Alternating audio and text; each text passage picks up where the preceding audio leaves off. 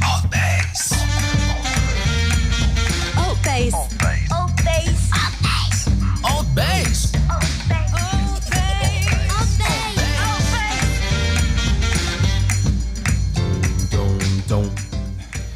Kia ora Tefano, we're live. Altbays Table Talk number 208. Can I have some claps there, please? Yeah. Wow, what a journey. We're live every Tuesday and Thursday. We're taking a break next week though because we're moving into a beautiful new studio. So Altbays is growing, baby.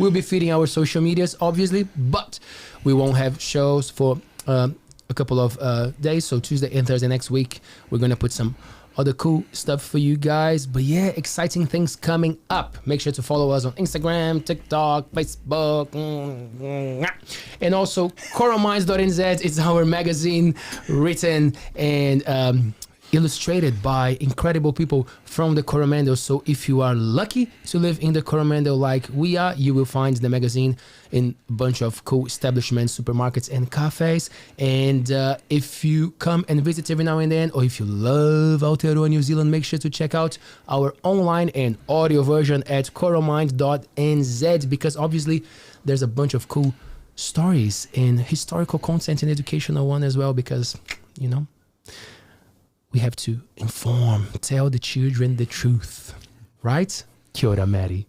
Tēnā koe, Leo. Maddie's like, what is Leo talking about, man? What's going on? I just immediately was like, I believe the children are our future. That's where you went to, right? Go on, come on, yep. I love these musical shows, Maddie. How are you doing? I'm great. How are you, Leo? Good. It's been a day for me. Yeah, tell me more. I had a little incident on my scooter this morning, my tākuta. Got a flat tyre going around the corner, so that was awesome. Missed my interview with CFM. What were you? Well, so you got the space here. I got there in the end. Oh, you did? Yeah, I got rescued. That was great. But I got to my interview 20 minutes late. Fabian was awesome. Thanks, Fabian. Shout out, Mr. Roberts. Did a little pre-record. I have no idea what I said because I was a little bit, up in the air from my little about dying. What were you there for? Tell me more. So we did an interview about the Prunerio. So just promoting our space and our kaupapa to the wider community. Beautiful. Yeah.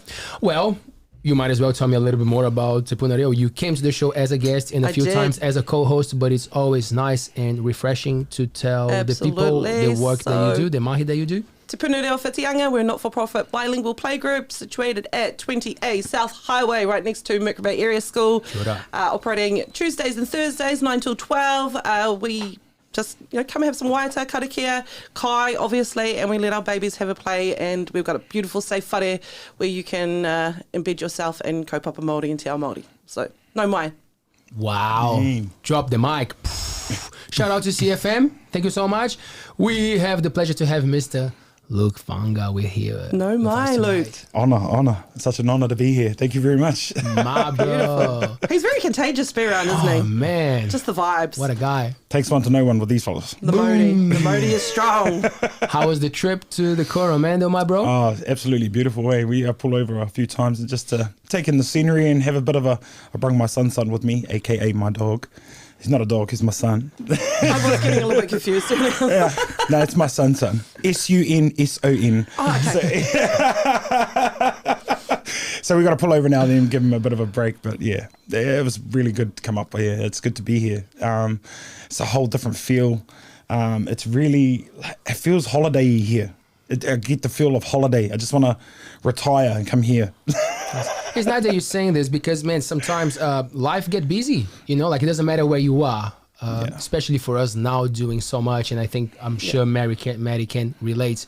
We're doing so much, and then sometimes you have to remind yourself, wait, we are in paradise. Let that we got a beautiful beach. Sink in. Yeah, miracles are all around us. We just got to notice them. That's all. That's right. That's it, man. Thanks so much for doing this, brother. Oh, my pleasure, honestly. Thank you for having me. Cooked Coromando brought some beautiful kai here for us. How was that? Wow. Yeah.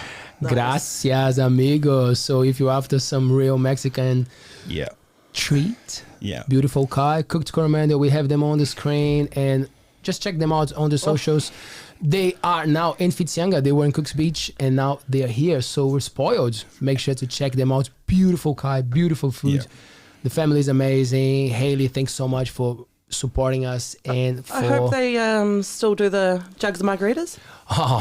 Woo! Serious? Some things don't change in Mexico. Eh? Some things they're like permanent in Mexico. So yeah, make sure to check them out. And look,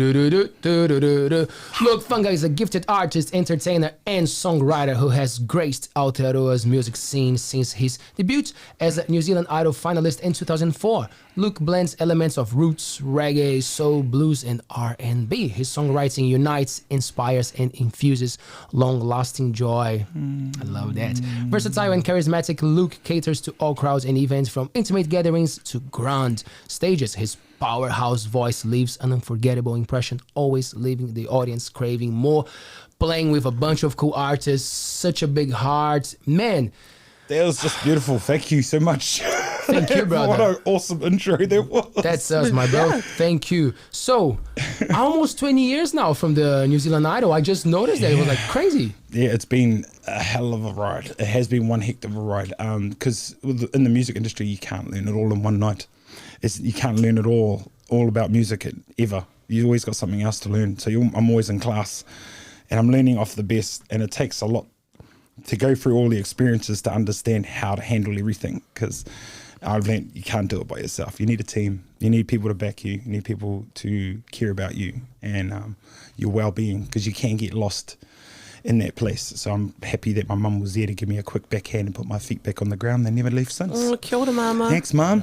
You know, I'm a mama's boy. I don't care. I say it loud and proud. I'm a mama's boy. Yeah. Love my mum. Man, I feel like a lot of people, because we all, well, not all, but most of us, I would say, love singing. You know, some people are shy. There's a thing of like, I wouldn't sing in public, but like it's such a good thing for the soul. Yeah. When you do it, you know how powerful it is. And these shows, they bring this thing out of people of like, wow, it's an opportunity. I have a chance to go there and show people what I'm capable of. So looking back now, almost 20 years, how was Luke like navigating that thing? Like, let's say the application day, the day that you were like, cool, man, okay, well, I'm going to do this. I'm going to do this. I think that was mainly back. I think I was in, honestly believe I was in before primary. I think it was primary. I started that's all I wanted to do was music. My mum told me I ran around the house in a nappy and holding a tennis racket, pretending I was a singer at that age.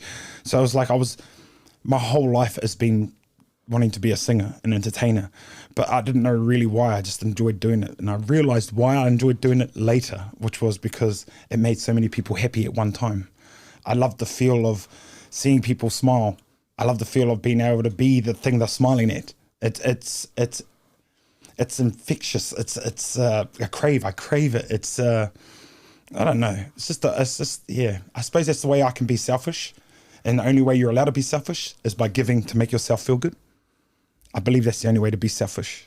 So that's my selfishness, is by giving my music. Does that make sense? Oh, yeah, man. Absolutely. Yeah, that's the best way to explain it, really.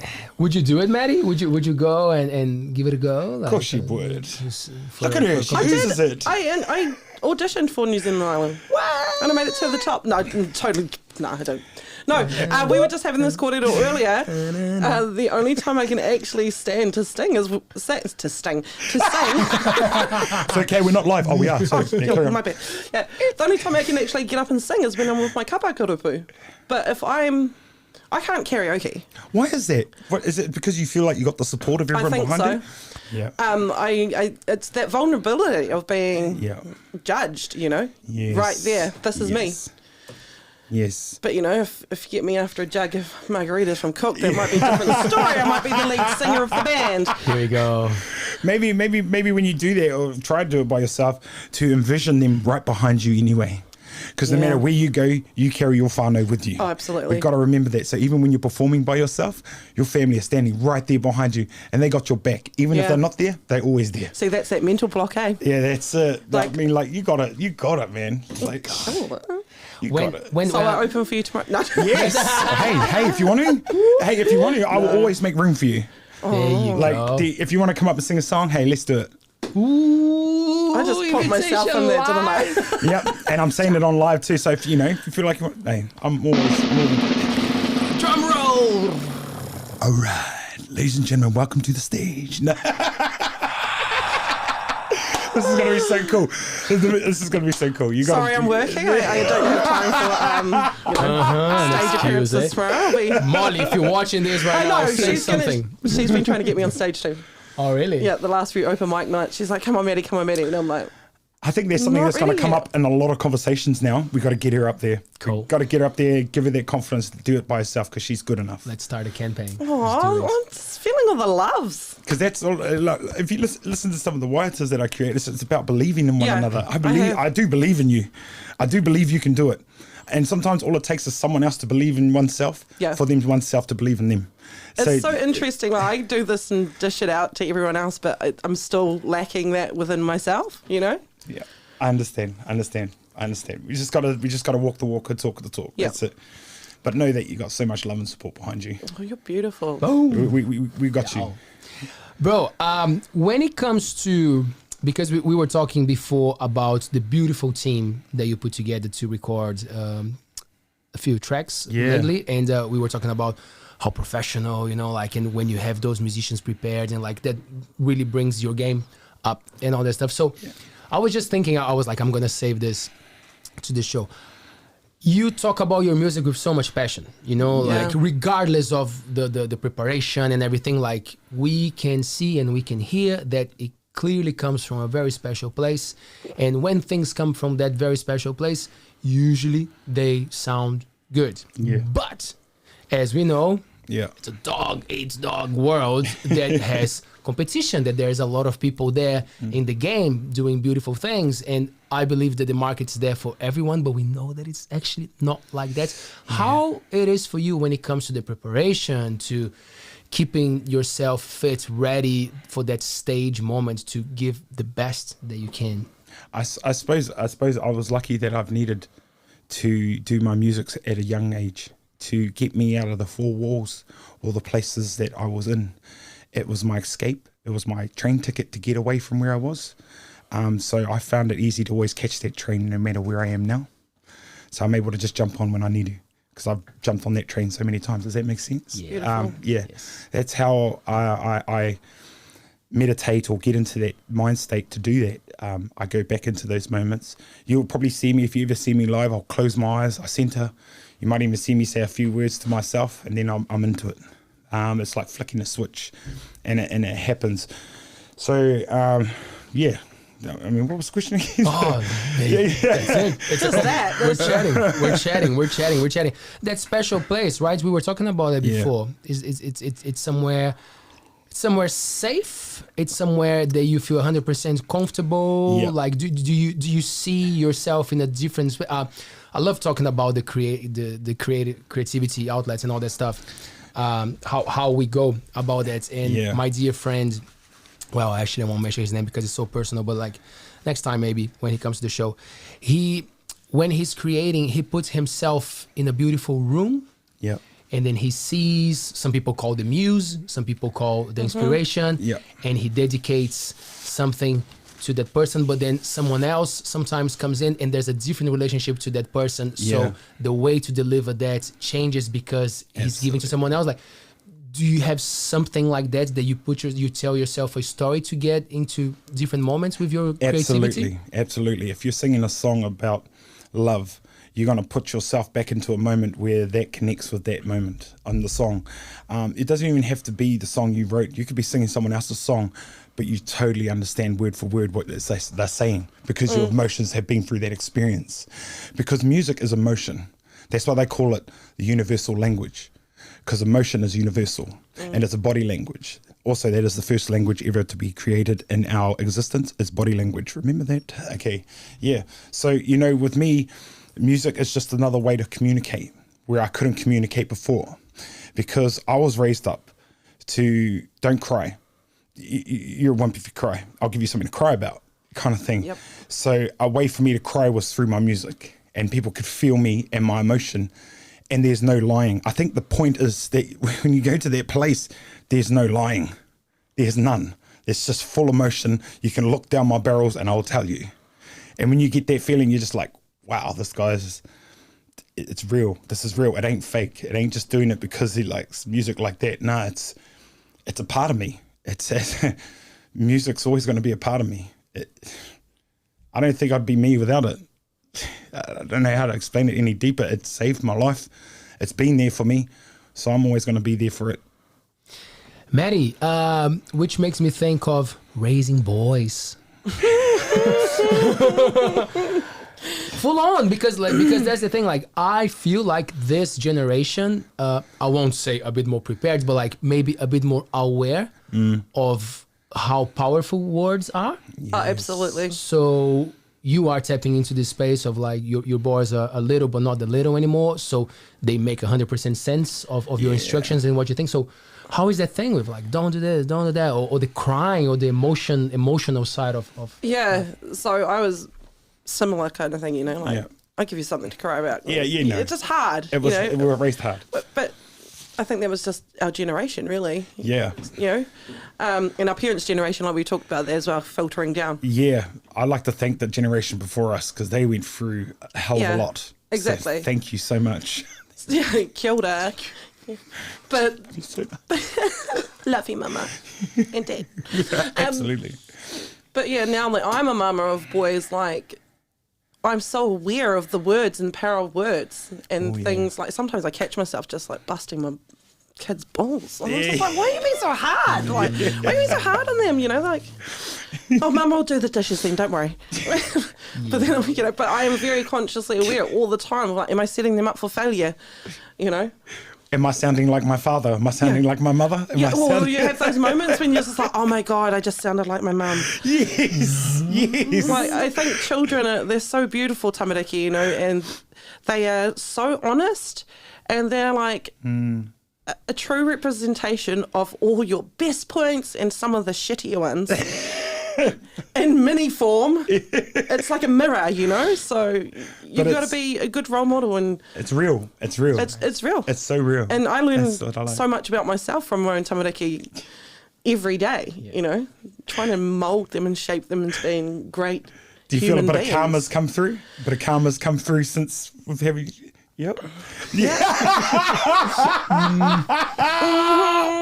Okay. It catches you, eh? It's a real thing. Karma's a real thing. Don't get it twisted. It is. And because I've got 3 boys, people always say to me like, oh, you know, did you want to try for a girl? And I'm like, no, I don't want to deal with 15-year-old me. Like,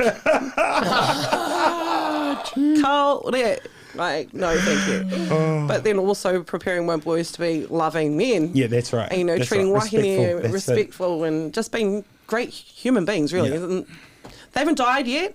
They've never been hungry a day in their lives. That's one of my biggest accomplishments, you know. They don't know what it's like to be hungry. Oh, that's awesome. And so I'm proud of that as a mother and for my children. You should be. Thank you. How is the relationship with your parents, bro? My parents, my mum's my dragon. I love my dragon. She is my kaitiaki. She's my guardian. She's the one that looks over me from afar. And she's always there if I ever need her. Me and Dad are real spiritual. My father's a minister, walks in the Holy Spirit. And we talk about that side of things over on that side. And my mum's more the physical realm here today. So I get both sides of that yin and yang kind of thing. Yeah, I got a good blend in the mix. Balance. Yeah. Is the whole family religious because of that? Or how was that thing when you were young and still nowadays? So when I was young, you know, I was raised up, and I know my dad wouldn't mind me talking about it because he does it in his testimonies all the time, that my dad was in a gang. You know, he was a founding member of the Hmong mob. He was selling drugs and that to get by. That was our normality. He went to jail when he came out a Christian.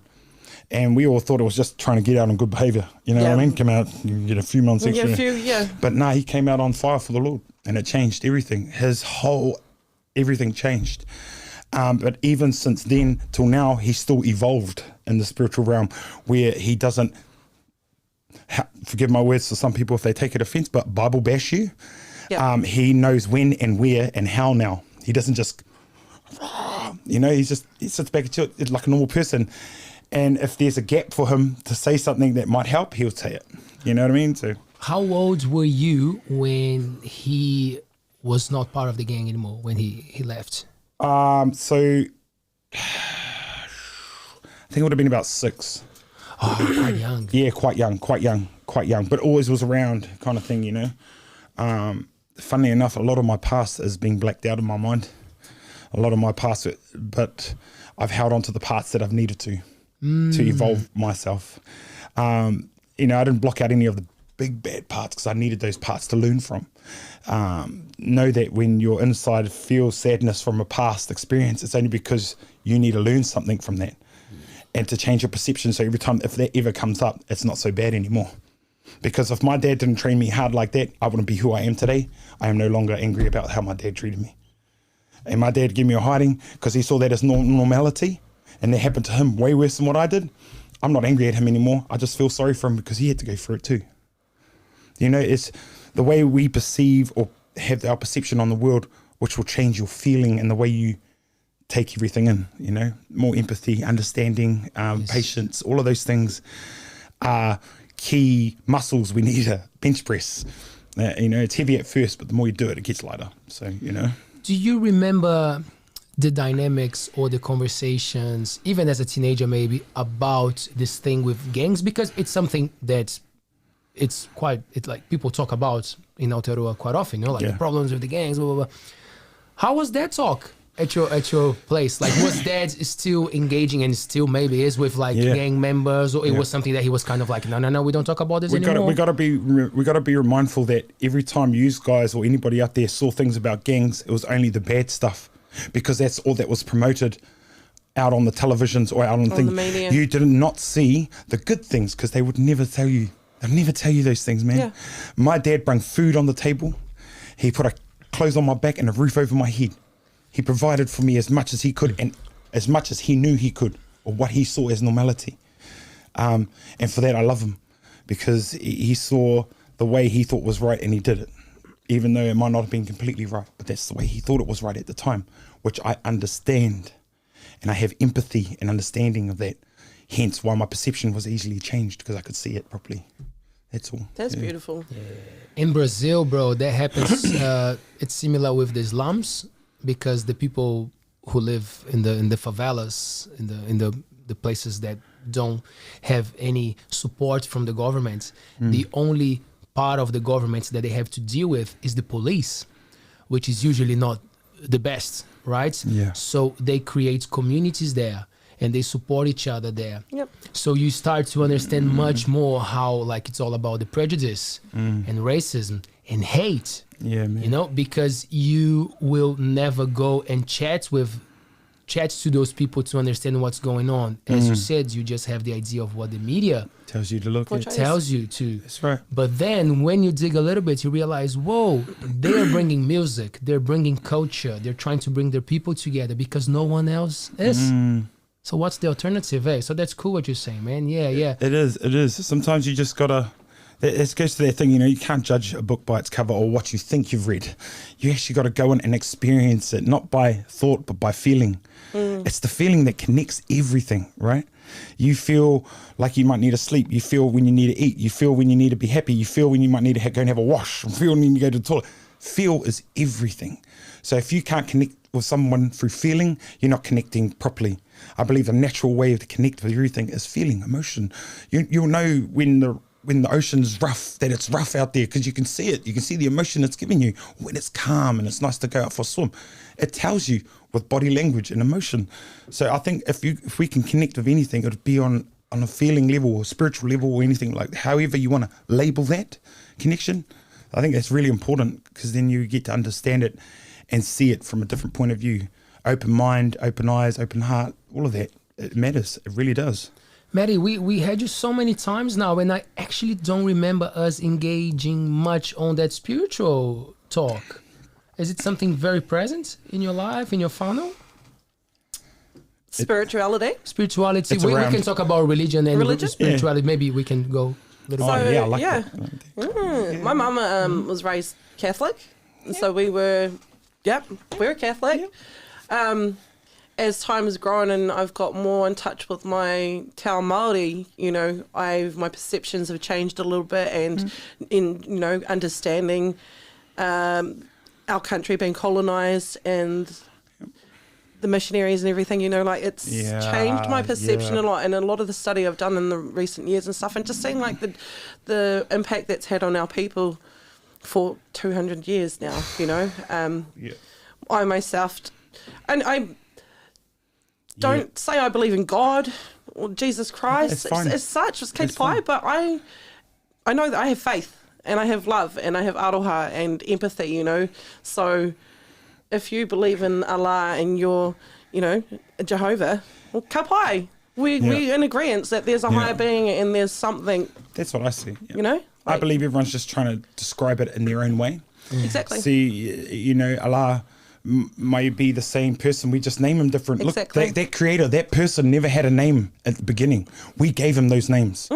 So I'm just going to say that being or that energy that we both love, that same light, that same glow, it's the same. We're just explaining it differently. That's all. Different language. Communication is so hard out, you know, so important. And, you know, when someone else says, oh, I really love those, it's different to someone saying, oh, I really love those. It's the way they feel what they're saying is what it is.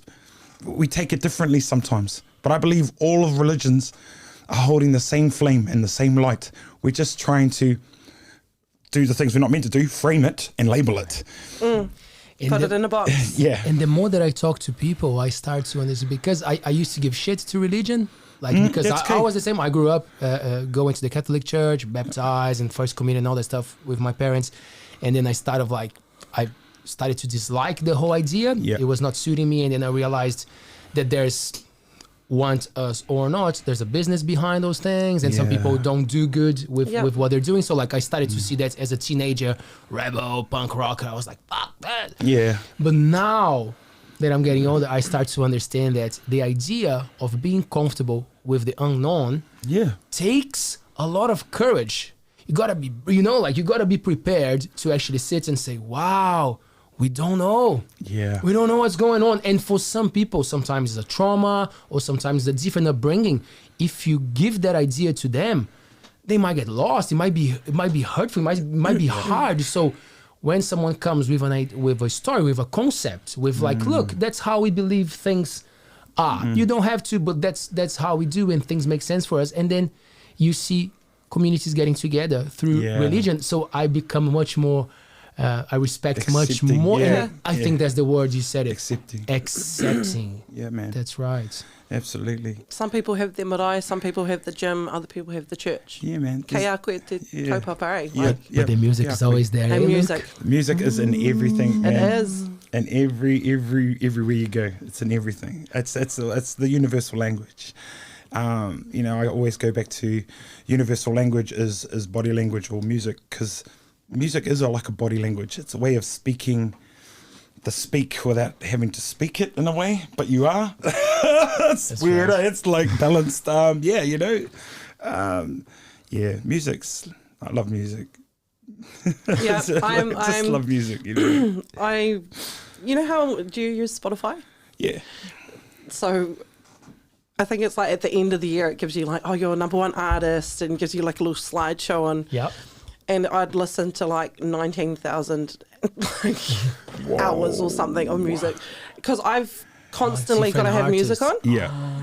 Look, I'm actually naughty. I've been telling myself off lately because I'm always going back into the same thing. I've got the old school songs, you know, like the Eagles and the Commitments and Commodores and Stevie Wonder and, you know, Marvin Gaye and, you know, like Al Green. I still go back to them. Yeah. My connection to them is so deep, but it's because my parents listened to them first, and I just whimmed it, you know. I just like, oh, I like it, or I see the feeling people are getting from a song, and I'm like, I like that song. Yep, I want that feeling. Like, that's what it is, man. Like, give me the goosebumps just talking about it. There you go. But that's the thing. When you support new artists, Yeah. we're actually supporting ourselves, right? That's right. Because we want people to listen to our music Yeah. as well. So I think like that. I'm like, oh, I love the classics, but I gotta listen to the new stuff because I want to tour with these cats Yeah. doing this stuff now. You know, so there's a balance there. But I'm with you, man. Sometimes it's hard. You just got your bangers, you just got your favorite ones. Yeah, the bangers. My song, my song, my jam. You know? When you that song, I mean, like everyone has a happy song, right? You must have a happy song.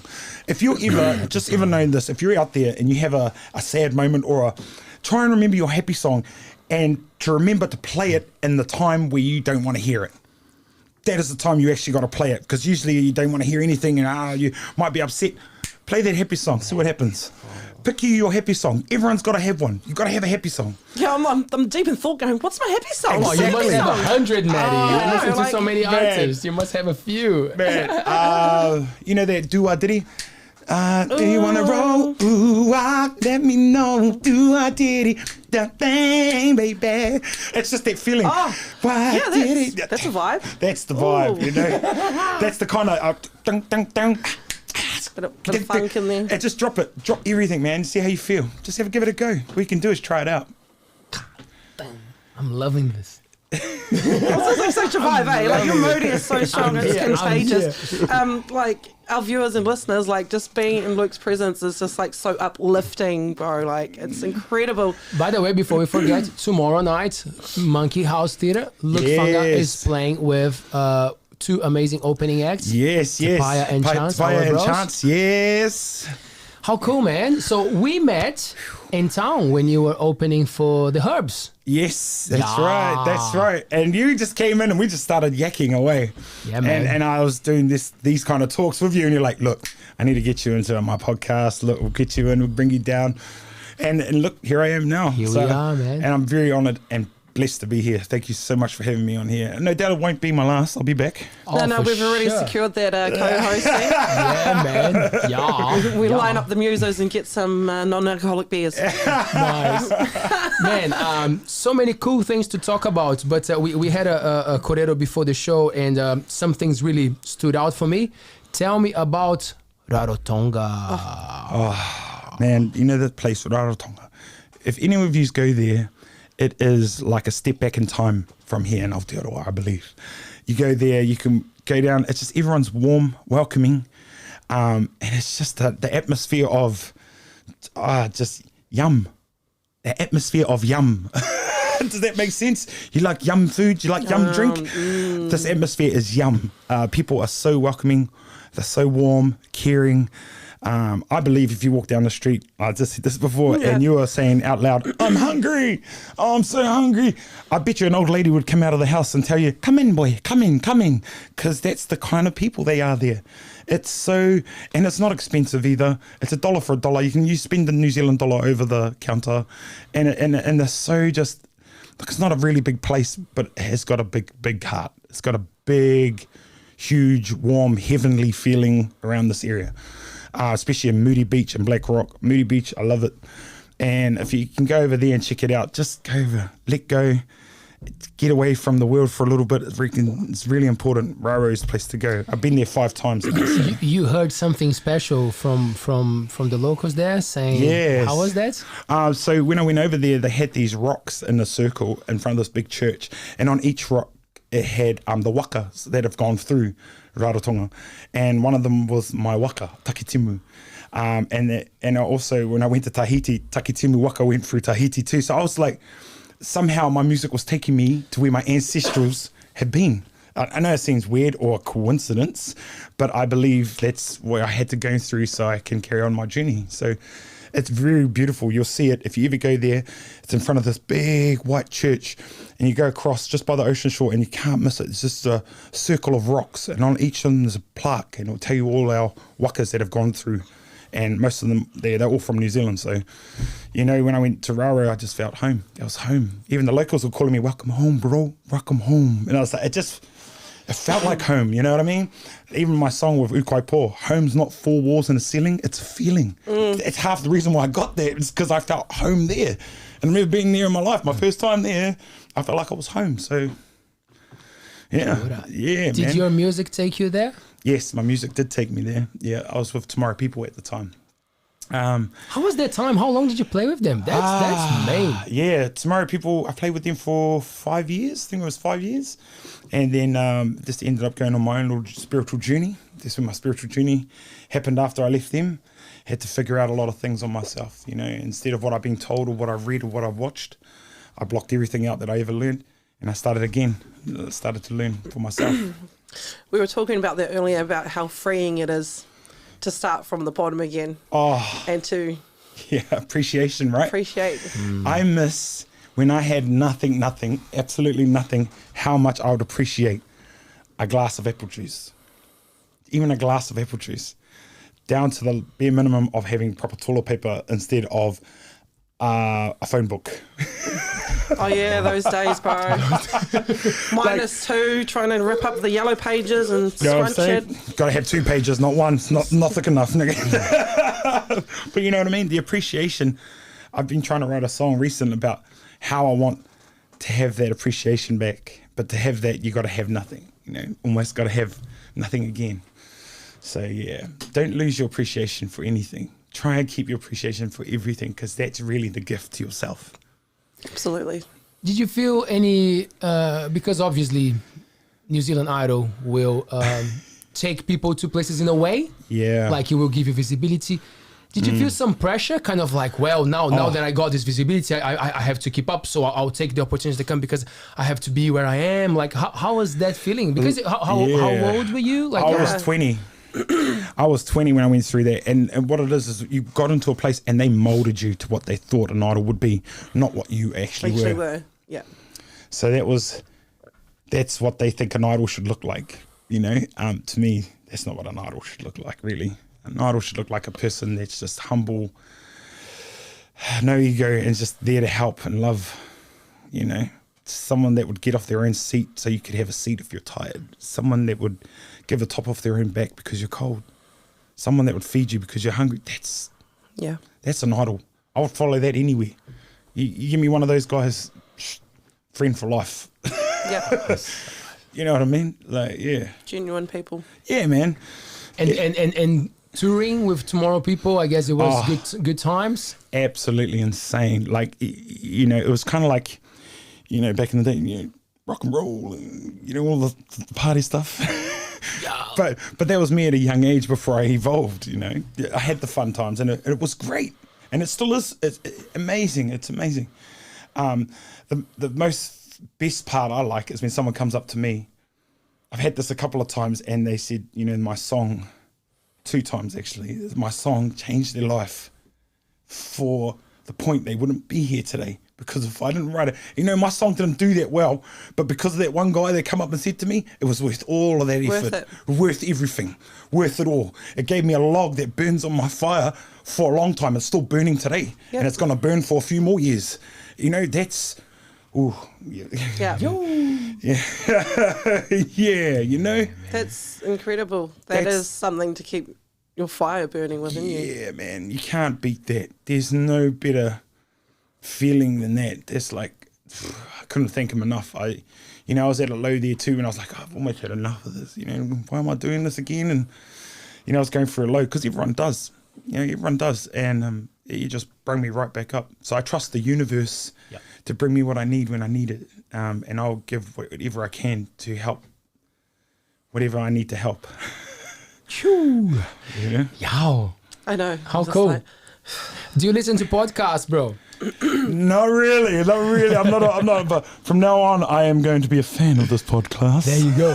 Not this one in particular, but like, do you listen to other podcasts, or do you tap into? Funnily enough, my partner actually brings me into these podcasts to listen to, and we've been listening to this guy talk about relationship building, and how to build on it, and how to move forward and not be so.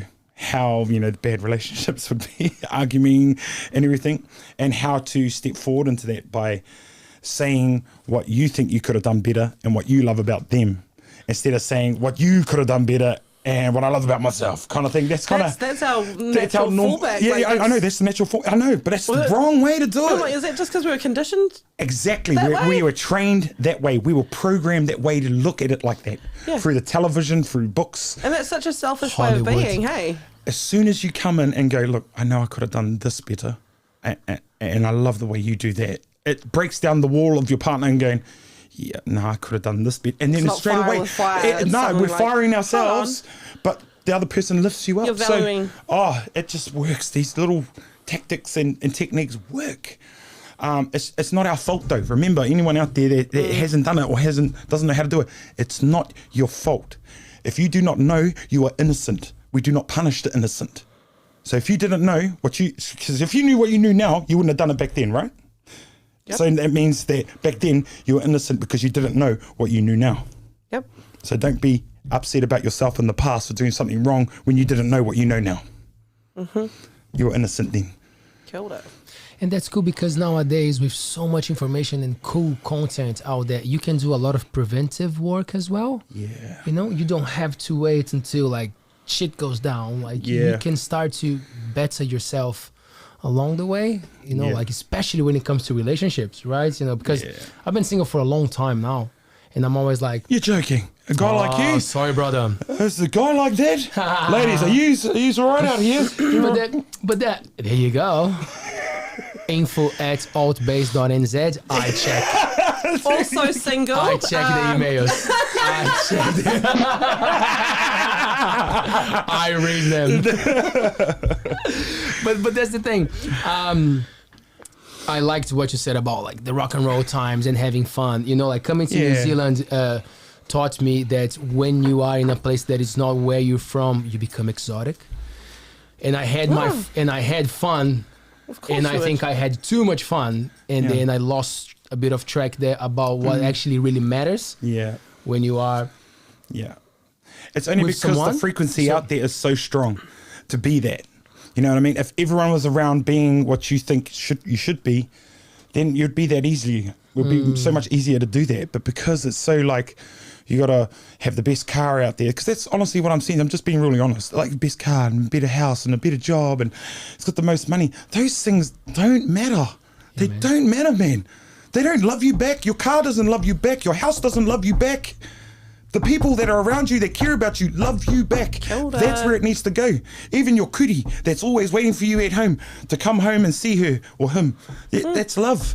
My dog taught me so much on how to be a proper being instead of a human being. Just a being. Because we're just being. We're sharing this space, right? Yeah. With them. Yeah, man.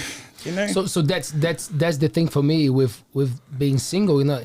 Instead of being like, oh, I'm on a hunt, like when is it going to happen? Like I'm flipping the situation and having good conversations with myself of like, well, what a great time to better myself, to pay attention to what I want and what I have to offer and how I'm going to make this work when the right time comes. Because if I keep seeking for something, it will come all messy and weird. But if I just allow myself to be in the right flow, ebb and flow, things will be, you know, they will happen. So again, preventive work, you know. And another cool thing that I that I came across maybe like 2-3 years ago that really helped me, the difference between being lonely and being in solitude. Solitude, comfortable with yourself, comfortable in the space that is just you, because that's probably the most challenging one. That's when you find a partner and you give all the shit to the partner because you're not being able to handle that by yourself, with yourself, and then I need that motherfucker to throw my shit at. Yeah. Oh, wow, I never thought about it like that. I never thought about it like that. So I started to tapping into that idea of like being comfortable first, finding that space first. Will this make me ready to share more, to be better? And yeah, it's been fun. That's Comfortable food for with thought. oneself. Because I've been single for 18 months now after like 13-year relationship. And at first, I didn't know how to be alone. It's only been in the last few months that I've started enjoying my alone time because I share my children with their papa. So we have a week on and a week off. Because, you know, they're equally his as they are mine. And I'm never going to take my babies away from their papa, you know. Like, so important to have both your parents around. But on those weeks when I didn't have my children, I was just lost. I didn't know what to do. Like, I had no one to feed. I wasn't needed, you know, so. You love to be needed because you're so used to being needed all the time. Yeah. And then when you got a moment where you weren't kind of needed, all you needed to do was look at yourself. Yeah, and I didn't want to look at myself. Yeah. At that time, I'm working through it. I'm getting better. I'm like in a much better space now than I was a year ago, you know. And in getting comfortable, like when you're saying solitude versus loneliness, I'm like, hey, that's a good perspective. Solitude. I gotta meditate on that one a little bit. Solitude versus loneliness. Yeah. I don't think you can ever be lonely if you find oneself. Because when it took me to be alone for a long time, no power, no food, nobody came to check if I was okay, and that really depressed me because my worst fear was to be alone. Yep. That was my worst fear. But it took for me to be alone to find myself. Yeah. And then when I found myself, I unlocked so many other doors that unlocked my growth, the way of me evolving. Yep. You know, it just, you had to go through that because the world is so loud. You're looking out so much. It's constant looking out. You stop looking in at yourself, you know, and that's where your solitude and your loneliness is no longer because you're never alone with yourself. You've always been there. You're the one who picks you up when you fall. You're the one who wipes the tears when you cry. You're the one who feeds you when you're hungry. You're the one who puts the blanket on you when you're cold. It's you. So don't forget to look in the mirror and appreciate oneself too and how much you do. Because if it was someone else, a physical second body doing everything you do for you, that other person, you would love that person. Back to front. You would drop down on a puddle so they could walk over you in the puddle. So it's time to do that for oneself. Because once you unlock that, man, you'll see. The ones out there that know, they know. You unlock it, this other things happen. Things start happening. Yeah. You start seeing the world in a whole better way and just understand it a bit more. Sometimes it's looking inwards that makes you learn a lot more than looking out. That's all, really. Oh, this is beautiful, guys. Thanks for sharing all this. It's amazing. That's cool. Thank you. I'm not going to cry tonight. I'm going to cry. But by saying that, you were telling me before how beautiful is the collective that you have supporting your career, your partner, and you have beautiful people helping you, because that's the thing. You start to understand that we're all together. That's it. In this walk, all right? Yes. It's always good to have extra teammates. how is that? How is it to promote your work, being online and doing the music? Because we were talking about that. As artists, sometimes it's a very hard space to be when you have to promote yourself and deal with the business and deal with the thing and still be the creative. So tell me a little bit about that, bro. Well, for me, like if I was getting real on the real, when I was with Tomorrow People, my passion for music started subsiding because I was looking at the money side of things. Instead, I was finding it hard to live off because I just want to do music. You know, I didn't really want to work in the week because when it comes to the weekend, I've already done a whole week of work and I couldn't give the people the 110% that I should have given them. And I felt like I was ripping people off. It didn't feel right. So I dedicated myself to just doing the music. You know, getting to the business side of things, and I'm still the same. I don't like the business side. I still don't like it. I just want to perform. I just want to sing, and I just want to be happy, you know, make people happy. That's it. That's all I want to do. You were saying that, like, money. If there was one thing, and I totally am in agreement with you, like, money has never floated my boat. I know it's like an evil necessity you need, apparently, according to society, but that doesn't do it for me. Like, look, money is, if I could take one thing away from this world, it would be money. Can you imagine what everything would be like? We'll go back in the ways of the days we would have to trade 2 cows or 2 sheep for a cow. Everyone would have to get along because your neighbour's a builder and you're an electrician. There'll be nobody trying to better anybody, just trying to get along with everybody. So by doing this, you're creating an atmosphere where people have to get along with each other and not to compete. Money drives people to do silly things. It does. But just remember, money won't love you back. That's it. Money will not love you back. It will not hug you when you need a hug. It will not give you calming words when you need them. It will not talk to you. It will drop out of your pocket and not call you back. Money is not there for you. Okay? But I know it's how we just opened our eyes. We're in this world and it's there because I didn't create it. That's the way they've created it and designed it to be. It's designed. Well designed.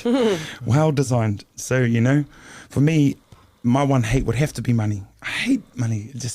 And I don't like using that word too much because I don't like hate, but I think it's the right place to use it. I mean, it's broken up so many families, wrecked so many friendships. Yep. And it's all about egos and all of this. Yeah, it's just, I understand what you're saying, but I know the power of the word hate and the feeling. yeah. So what if, here we go. I really don't like money. But like while you're saying, like I was trying to think like what mindset could work in a way that it becomes an understanding of society's evolving and that whatever direction that is going, because like I try to do that exercise quite often. I'm like, we're alive right now, and other people were alive at different times when they had different problems. And when I try to think like that, it alleviates the burden of the issues that we have now, because people at different times had different issues. So maybe the money thing is not good for us right now, but like maybe back then it was. Maybe it was even worse in some cases, and maybe it's just a way that we're trying to sort things out. Just so you don't hate, because you're such a lovely man. And I don't want it to carry hate in your heart. But the good thing about hating money is it won't hate you back either. True. It's not asking it to give it back to me, because it will give me nothing but what I need from it, So, yeah, the hate thing, yeah, you're right. I don't like using that word because it's not a good word. Yeah. Do you feel like it's possible to make big money, good money as Aotearoa New Zealand artist? Do you have to tap into international market? How does that work? Yeah, I think it takes a long time to get there, especially in New Zealand, Aotearoa, because everyone knows that it's pretty hard here in the music industry. But if you work at it long enough and hard enough, and your passion is big enough, I think you can get there. You can get to a comfortable position. And back in the day, I looked at $150 like, I'm good. My rent's only $100, got 50 left. Yeah. We on. You know what I mean? So you're telling someone that's had hardly nothing to see what I can get now. It's like, kind of, yeah. But for other people out there, if you're in it for the money, then you're in it for the wrong reason. Yeah.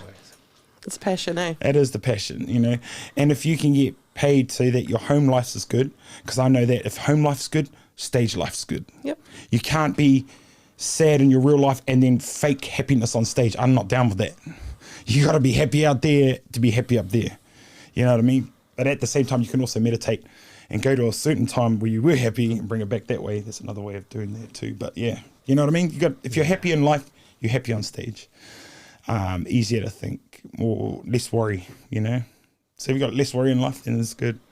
Make everything simple. Simplify everything. Why not? Yep. Why stress yourself out, man? It's just self-sabotage, I think. Oh, yeah. I'm good at that.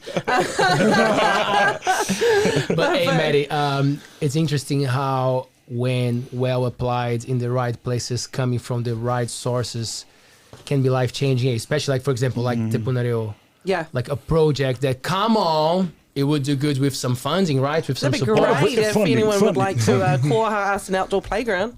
Yeah, whoop whoop. How Tamariki needs something to play on. How kind of changing a little bit, but like still on the same in the same realm. How do governments or our government would support a project like yours? Like what? Because I might have somebody that might be able to help you with that. Luke might actually know someone. You know how they say it's not what you know, it's who you know. Absolutely, 2 degrees separation here. I know a couple of people that might be able to help out there. Maybe we can always inquire and help. Ngā mihi wā. Yeah, absolutely. It's especially if it's for the kids, man. Like, we don't have any bigger excuse to spend money than the kids. Yeah. Like, really, that's our future. That is what's here after we've gone, eh? So if it's about the kids, all hands in. Yeah, that's it. Yeah, man. Yeah. It's tiring and it's hard mahi. We're all volunteers, but the kaupapa is bigger than us. Yeah. And they are our future. So creating this safe space and this environment, because, we live in a bicultural society now. Yeah. Whether or not you want to admit it, but yeah, this is our truth, and us being tangata whenua, you know, like we need our babies to be able to walk in both worlds with their heads held high and be proud of who they are and comfortable in their own skin. So I think everyone should be like that, no matter what country and that they come from. Yeah. Be happy in your own skin, man, because everyone is beautiful. We're all miracles in ways. How much life went by for us to get to where we are today? For you to be right here alive now, that's a miracle, man. Like we've been through so much too. yeah, and you kind of take it for granted. Like you were saying earlier about just, you know, had a few stops on the way up here and get the holiday vibes. And it's like, yeah, sometimes we're all so busy that we forget that we live in paradise. Yeah. You know? Past the roses, eh? Just keep driving past the roses. I do it deliberately now, even though petrol is astronomical and I'm about to sell one of my children. Jokes. But really. No, but I will deliberately go the longer way to town so I can drive along the beachfront and just appreciate the beauty. And that's one thing I've always done with my kids as well, is like made them appreciate it. Like, te tiro, you know, like we live in paradise. How fortunate are we? I reckon all of Aotearoa is so fortunate. Hey, we're a lucky country. We are, sis. I grew up in Taumaranui, and that's like freezing, you know. And I still know whānau down there who have never even been to the moana. So I'm like, you know, like my tamariki, I'm like, we're blessed, brother. Like we're on. Like we've got so much to be thankful for, and like look where we live, and you go to a beautiful kura, and just everything, just trying to teach them to appreciate what we have. And you know. Yeah, it is. And that's another cool thing I love about my kids, actually. Like, they're hard out into op shops like their mum. They don't make them like they used to. That's what they say. Oh, you know. Thank you. Was that black of the berry, sweet of the juice? I thought it was dark of the berry, the sweet of the juice, but okay. Something like that anyway. I'm like, did I just quote Tupac? Or? It's juicy. It's juicy. Like, juicy as. Oh, great. Bro, what's up with Wellington Vibes? You grew up there. You were born there, right? Yeah, I was born and bred in Hutt Valley, Wellington. Yeah, Wellington is like, the people aren't so bad there. They're all good. There's areas there where, you know, are different to the other areas, obviously, just like anywhere. You know, there's the hood. And then there's the prime, like, you know, and I was kind of like from the hood, like, you know, and that's all good. That's all good. Yeah, Wellington's all good. But windy here and there. Apart from that, it's okay. There's lots to do down there to check out, especially in town and the shopping. And good place to be an artist. It's like everywhere's hard to be an artist here in Aotearoa. Everywhere's hard. Yep. There's nowhere where it's easy. Auckland maybe, but even there, has its ups and downs just like everywhere else. It's a money machine. It's just everyone's so fast in Auckland. Yeah, that's what I mean. Auckland's just just going, and people are so wrapped into what they got to do, they never see anyone else. That must be sad. It kind of is. When I did the New Zealand model thing, we stayed there for a few months, and it was a bit different from Wellington to Auckland. The Auckland people were just so driven to do their work and go do that, whereas people in Wellington were, yeah, it's Thursday, pop a beer, you know. Pop a beer, it's Thursday, turn my brew. Thirsty Thursdays. Over the fence, say, hey, chakasi. Like, you know, that's how we were, you know. Yeah. I've met some cool cats from Wellington, actually. Oh, yeah. Definitely some cool ones down there. But there's a cool cat in every town. You just got to know them, that's it. It's not what you know, so you know. I met you guys. I got cool cats here now. So. Yeah, I think we're all fighting for top dog. Oh, we all know it's me. You know, you heard it here first. Someone's gotta be. Luke, do you wanna give us a pleasure?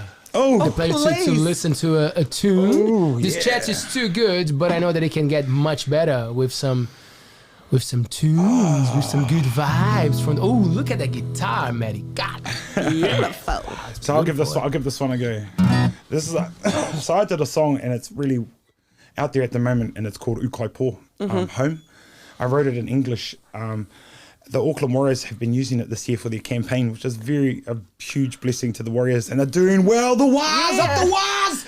Yeah, but I'm so stoked about that. But, I thought I'd do the original version from before it even got out. So I'll do beautiful. So let's just give you a little listen to that.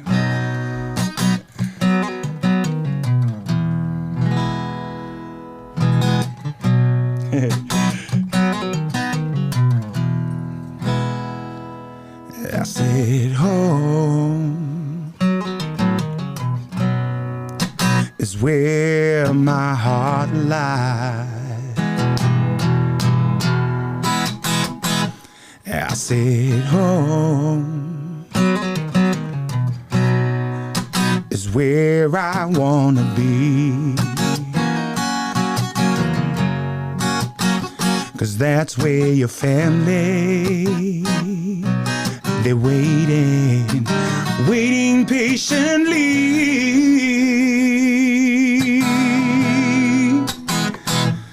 I said home is where we wanna be.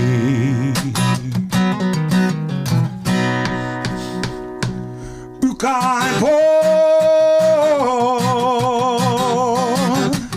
Hoki mai ki te ukaipo Kia rongo au Te ihi rangaranga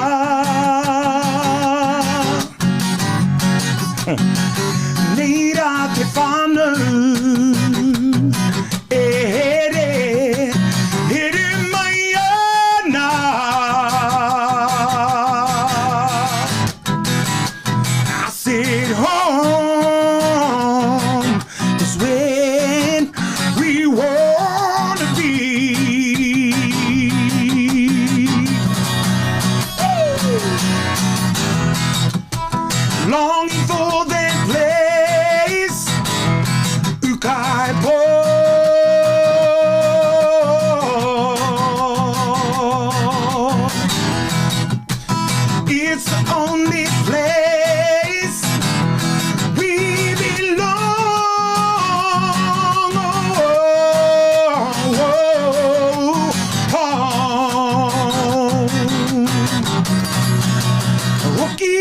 Ki te ukaipo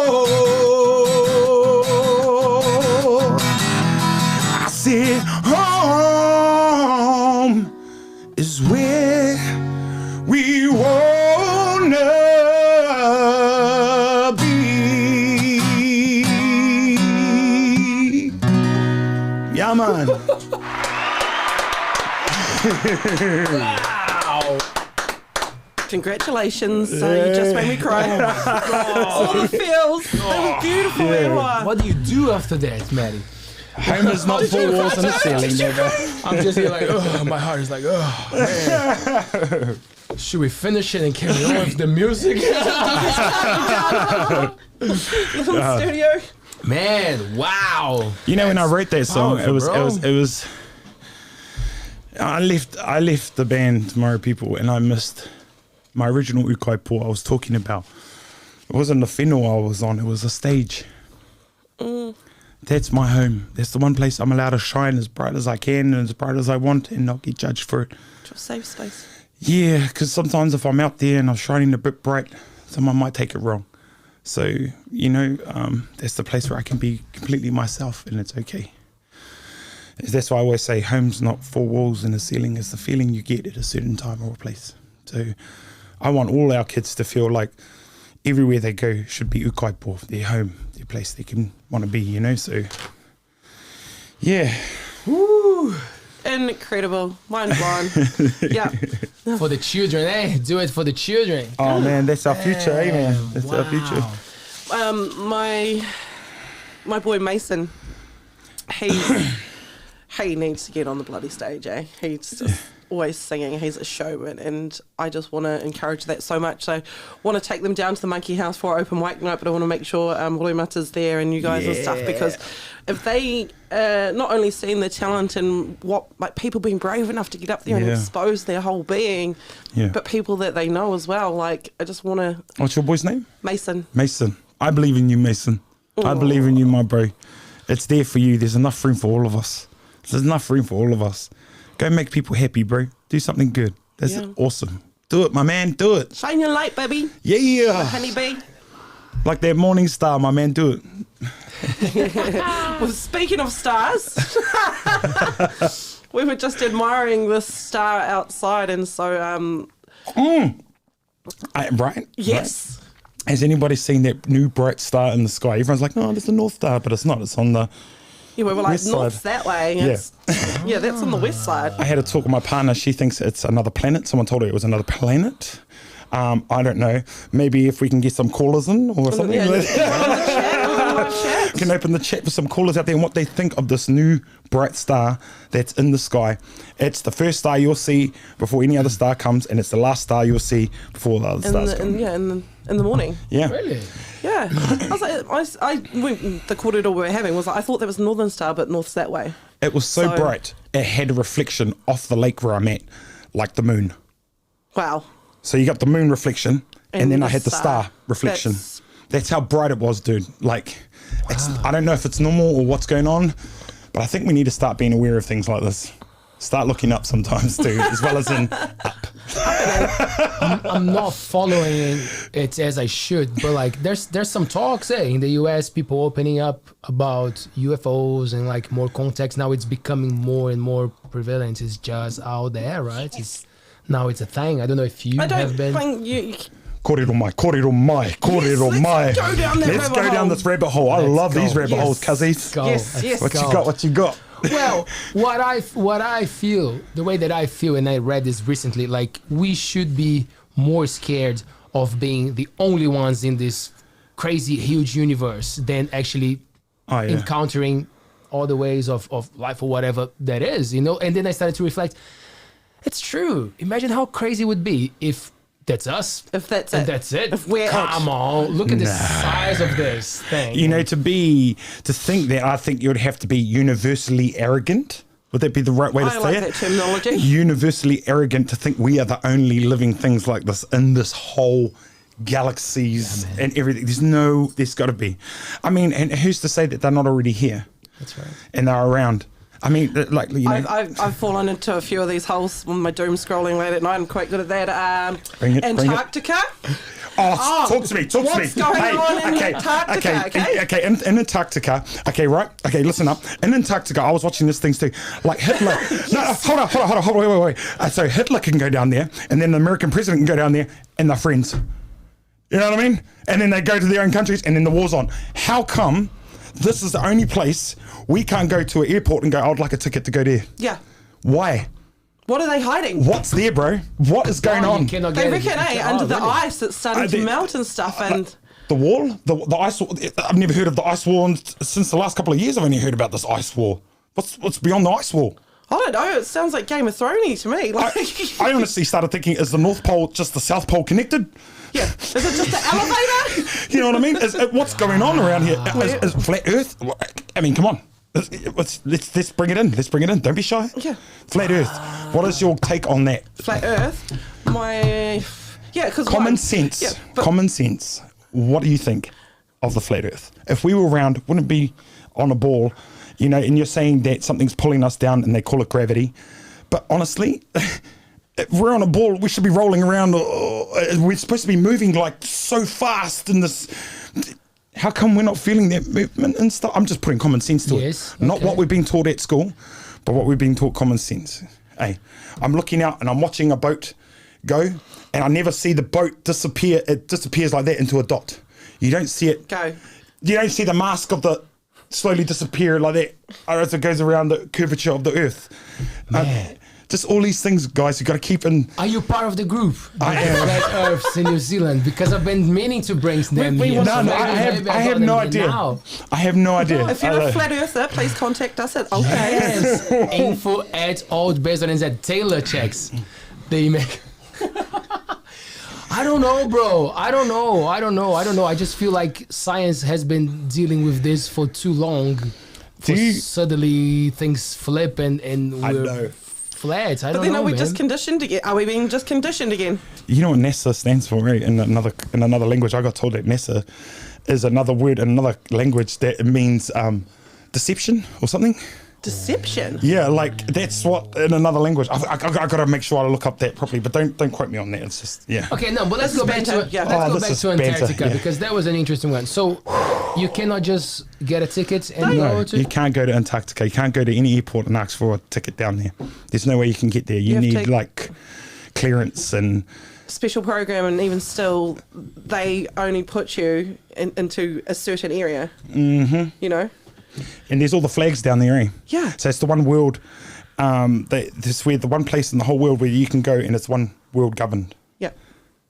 Also, they have all the flags in a circle. Interesting. Maybe there are aliens. There's, well, hey, if there's any place to hide, don't you think that'd be a great place to hide? Wasn't it on, I like this conversation. It's a great place to hide. You know what is under that ice? You know, a lot of things that is under that ice that have been stored there, like the natural minerals in that from millions of years ago are well stored there.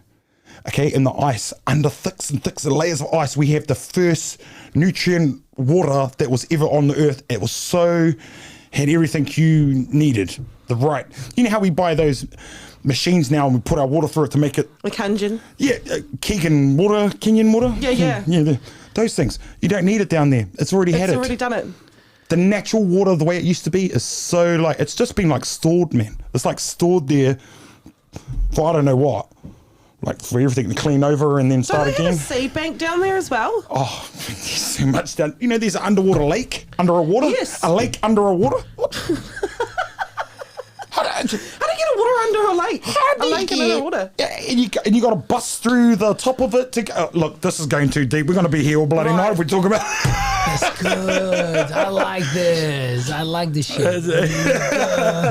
Yes. There's so much that's been stored in the ice. Like, you know how we get people going through the dirt and they get different layers of dirt and they can tell you when something catastrophic's happened, and they read the dirt, they read it. So with the ice, you can actually see everything that was going on. They pull out big rods of ice, long ones, and they go right down into the core of everything. They pull them out and they can see when bad things have happened, like there's been, I don't know, comets hit the earth, or there's an ice age. You know, we had an ice age and we had the floods and things like that. And so it's even in the biblical stuff, you know. So things have happened. Oh, yeah. Things have happened. The only thing that hasn't happened is the knowledge of it, because we don't know. We just speculate. Yeah. But I do believe some of our species do know and haven't let us know yet. Oh, yeah. Yeah. So, well, because you got to keep the system the way that things are protected, especially when you hold power, right? So for a lot of people with power and wealth, the 1%ers, the 1% of the 1%, they don't want us to know much. However, when I see this thing like popping up, like, oh, now we're talking about the UFOs, it feels like it's a distraction as well. Yeah. Well, if we let a little bit, if we feed them a little bit, at a time. Drip feed. Do you think they were just worried about how we could take it because we're not ready for that knowledge? Or do you reckon they don't want us to have that knowledge so they have power? Because knowledge is power, right? Yeah. And the technology that they're coming out with may have been brung from somewhere else? Yeah. There's some good talks about that, say about people that they're always shut down, like they get out of the media, they cannot talk about the things that they've seen or of what they've done. Yeah, Joe Rogan takes those because the main guys own the radio. Yeah, they own the TV. They tell us what to put across. Tell us what. Except for when it comes to podcasts like this, baby, you gotta come and check it out. Check it out. The realness.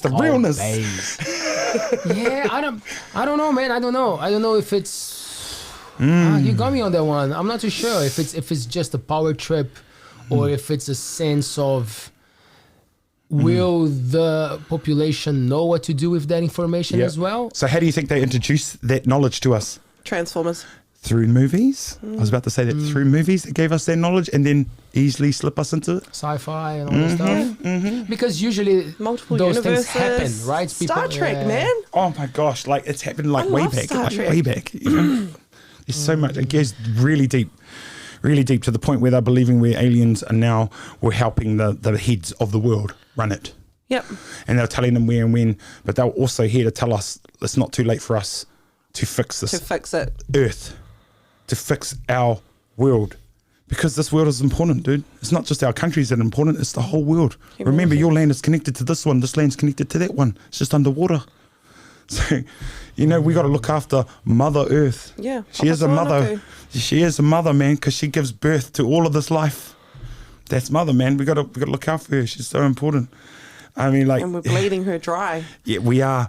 You look at the state of the world. Like we've had. Well, I don't know about Aotearoa, but we've had like constant rain. the weather patterns, everything is crazy. But then my question for you guys is it, are we actually ruining it? Are we killing it, or we're killing ourselves as human species? Are we in the process of us being removed from the page? Correct. Yeah, I think so. Because she has enough power to clean herself. Because I think she's done so already a couple of times, maybe. It's almost like the way we're living in that has been planned so well, it's happened before. Mic drop. And that's when, and that's how I like to see life. You know, like we should be doing this for us, because it's just such a common thing to say. Save the planet, bro. There's videos on YouTube of like people saying, if we disappear, it wouldn't take long for the planet to regenerate and just, you know, be. Well, you saw what happened during lockdown, you know, like worldwide. Suddenly, there's you could see, was it Mount Everest from India? Yeah, because clearing up the skin. Even in Auckland, the air pollution went down like heaps. I saw that. Yeah, I saw that. It's dolphins real. swimming in like rivers and places that never been seen in years. So maybe the question we need to ask is, do we want to be the cancer cells of the world, or do we want to be the white cells? To heal things. I see humans like that, bro. That's my own trip. It's like cells, you know, like you have the sick cells and you have the healthy ones that get together and they multiply, or if you get the sick ones, they also multiply and then self-destruction. So I'm hoping we catch it. I'm hoping we catch it. I'm trying to be that one, you know. Yeah. But I'm not saying that I know anything or everything. I'm just trying to know, because I want to know that and how to do that and help. And I think a good part of it too is our vibration, our feeling, vibration, the frequency, the feeling you get. If we have a lot of positive people, they wouldn't mind picking up a rubbish if they walk past it. They'll pick it up, put it in the rubbish bin, carry on. You know what I mean? Be more mindset about, you know, when you're driving down the road, don't throw your rubbish out the window. Leave it in your car, wait till you get home, put it in the rubbish bin. And then even then, have your recycles. Reuse the plastics. Hey, we don't need to make any more plastics. We've got enough plastics. Yeah. Just reuse them. You know, use the plastics to build the houses or something, because it's good with the rain. You know, something just... There are ways. I was even talking to my darling and I say, why don't we create... You know, like you know, I've seen them a few times online when they clean the oceans, and they're going through these big things and they're cleaning up just so much. I'm like, love, and it's like, this is so cool. Why do we have so much more of this? Because what that's doing is the stuff that they bring in, they can use for recycling. That's making money, but also creating jobs for people to go out and do that. So you're getting it right. Full cycle. Yeah, a right cycle. You know what I mean? Just all these things. We can, instead of giving someone a job to create a new road, why don't we just give a job for people that does the rubbish, or you know, there's so much more we can do out there. They're just like, my mind's going, you know, we can do that. They're talking about how our wood here in New Zealand has been taken overseas to be treated to come back to us. Yeah. What? I mean, why doesn't the government fund a wood plant or plant thingy, you know, to do it ourselves, so we can have that money Those chemicals back are probably into our illegal government. in our country in that form. Well, some machine. I got told it was a machine that we don't have. Oh, what, that we can't afford? I don't know. Something about a machine that we don't have, and we know it takes a little bit to run it and something like this. So I'm like, okay. Well, what about our milk and stuff?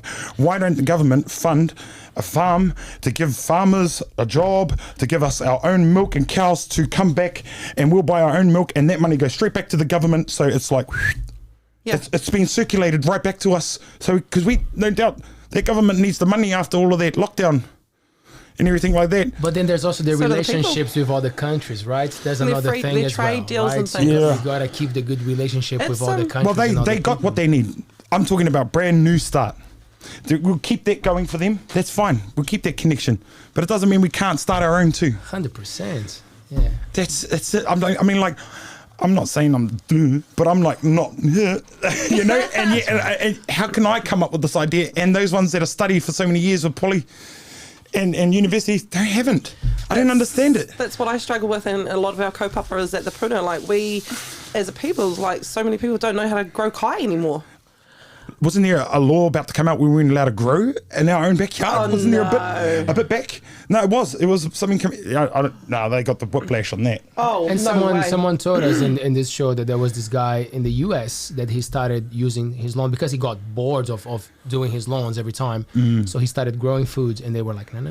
Oh yeah, because people have like verge gardens, so you know that little piece of grass on the front of your property that the council mows. Yeah, I've seen heaps of that get shut down. Oh man, you're not allowed to grow kai in it. Why? Because all of the chemicals they put in the kai that get factory. Yeah, exactly. It's like, you know, see all our kais that all our kai that doesn't reproduce more. You know, seedless fruit. You know, things have been genetically modified and whatnot. That's above my pay grade. And what is it all about again? What is it all about again? Control.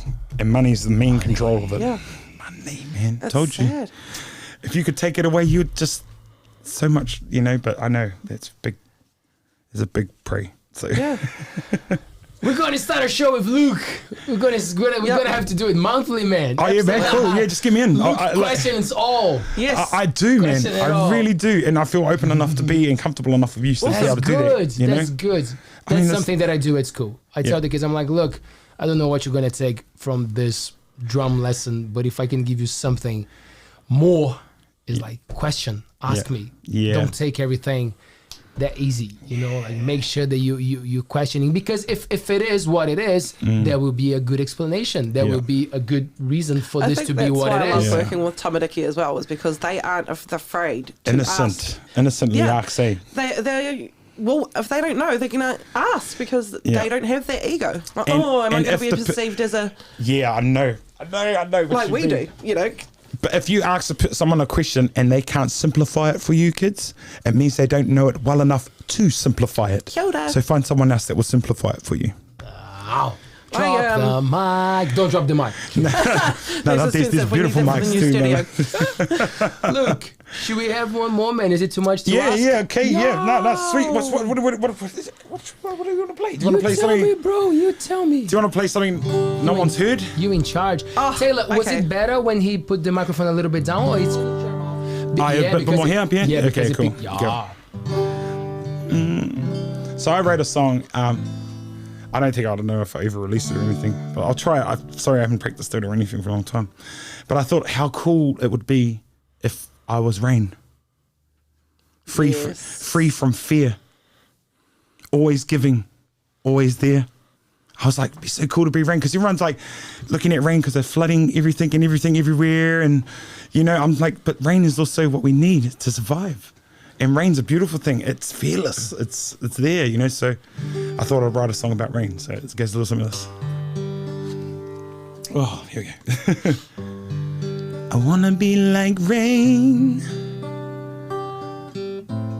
free from fear of falling.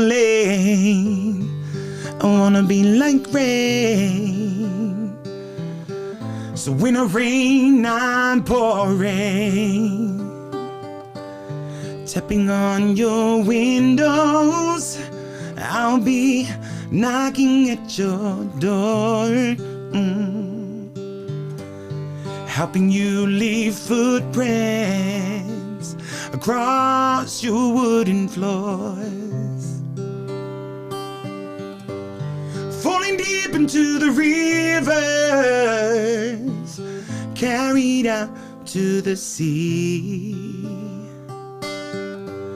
Flowing deep into the ocean, freedom to simply be. I wanna be like rain,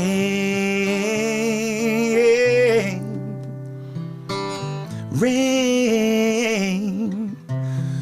I wanna be like rain, rain, no, rain. Selfless is the rain, it's always giving, never asking for a thing. It gives all the same. It's not falling for fame, not falling to gain, but there for you. I wanna be like rain,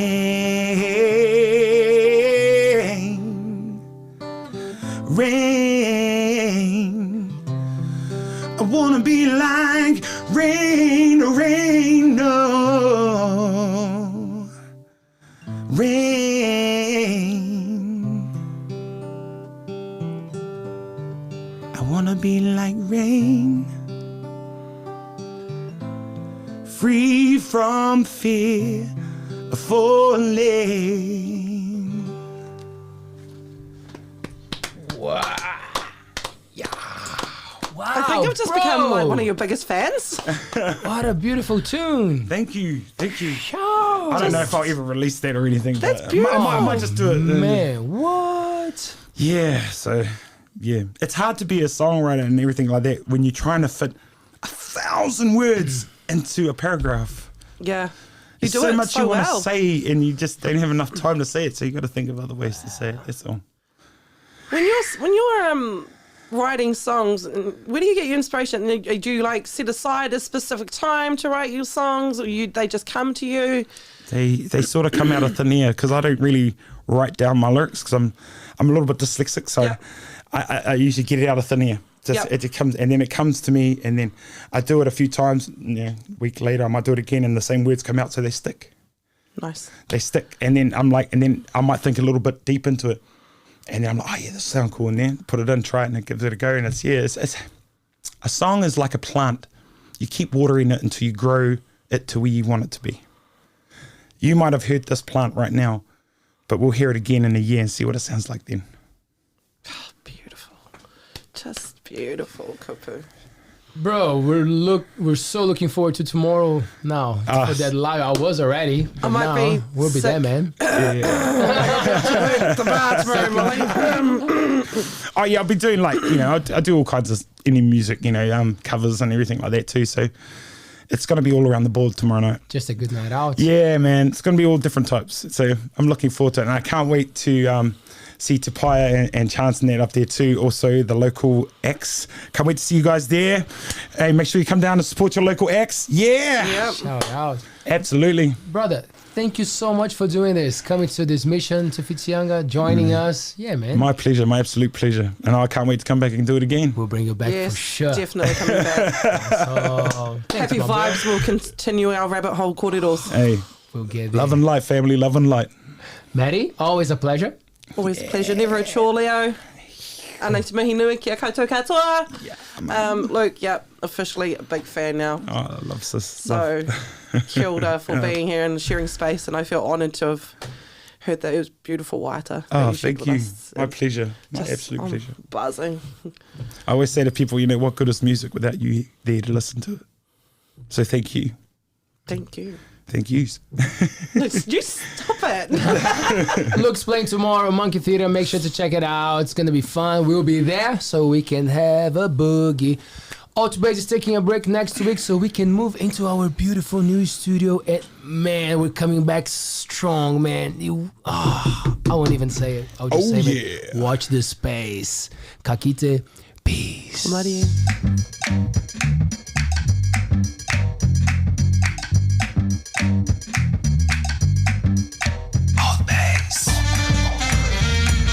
Altbays.